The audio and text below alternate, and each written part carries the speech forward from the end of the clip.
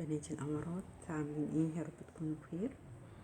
هنكمل النهاردة سلسلة أكلاتنا السهلة الخفيفة اللي مش بتوقفنا كتير في المطبخ. هنعمل النهاردة أكبة شيش طاووق مع رز بسمتي. أكلة سهلة وخفيفة وبسيطة قوي وما بتاخدش وقت في المطبخ كتير. يلا بينا نشوف هنحتاج ايه. أنا بجيب الشيش متقطع جاهز من عند بتاع الفراخ، وممكن تقطعيه كمان اصغر من كده مكعبات. وهحتاج طبعا بهاراتي بقى الحلوه، معلقه ملح، معلقه فلفل، معلقه زعتر، معلقه كركم، معلقه جوز الطيب، معلقه حبهان مطحون، توم باودر، بصل باودر، 3 فصوص توم. هحتاج كمان زبديه علشان تطري معايا الشيش. هاخد طبعا كل بهاراتي الحلوة بتاعتي اللي انا متعودة عليها يا بنات معاكم في تتبيلات الفراخ والشيش والكفتة.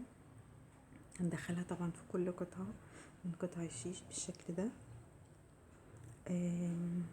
اضمن ان كل جزء في الفراخ واصل له البهارات بتاعتي.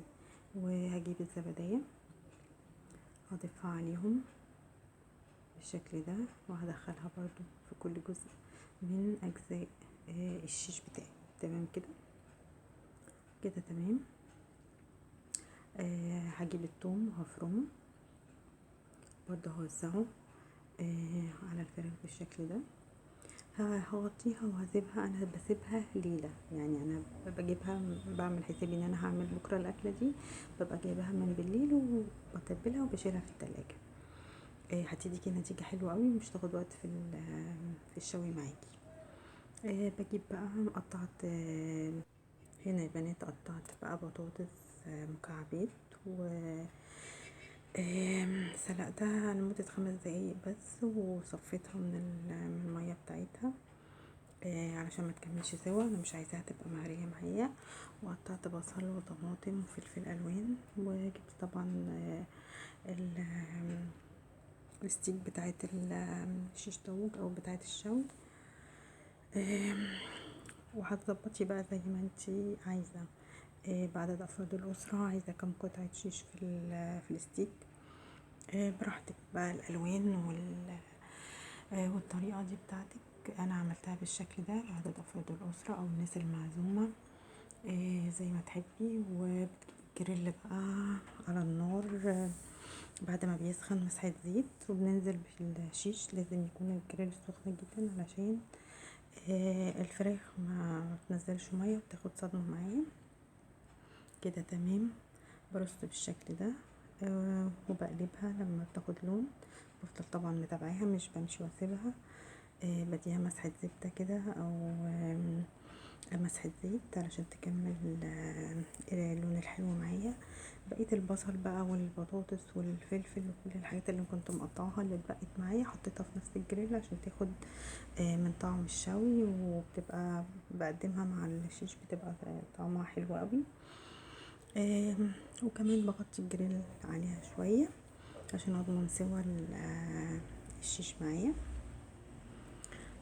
بسيبها لمدة يعني على نار متوسطة لمدة 5 أو 10 دقايق. هنا الرز بتاعي جبت 2 كوباية رز بسمتي.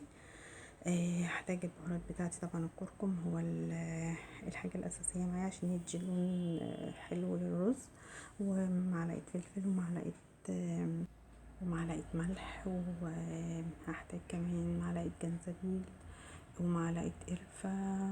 كل دي طبعا معالق صغيرة يعني، وورق لورا، بصلاية متقطعة صغير. هجيب هنا الحلة وهنزل فيها بمعلقتين زيت، والبصل بتاعي يدوب ياخد يدبل كده، مش عايزاه يلون يعني، مش عايزاه يحمر معايا. هنزل بالرز بتاعي بعد ما غسلته وصفيته طبعا. دول 2 كوباية يا بنات.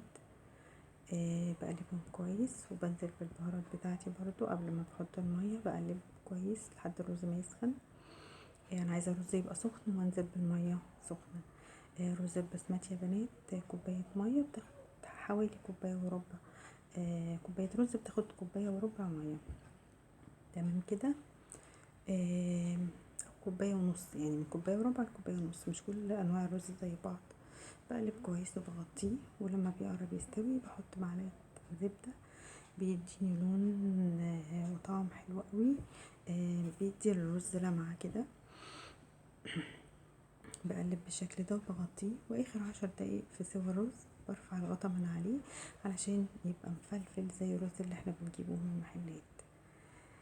وكده انا خلصت وجهزت الطحينة بتاعتي الجامدة، والشيش خلص. وبجد بجد كانت اكلة حلوة قوي يا بنات، والنتيجة كانت حلوة وهتعجبكم قوي، ان شاء الله تعملوا احسن من كده.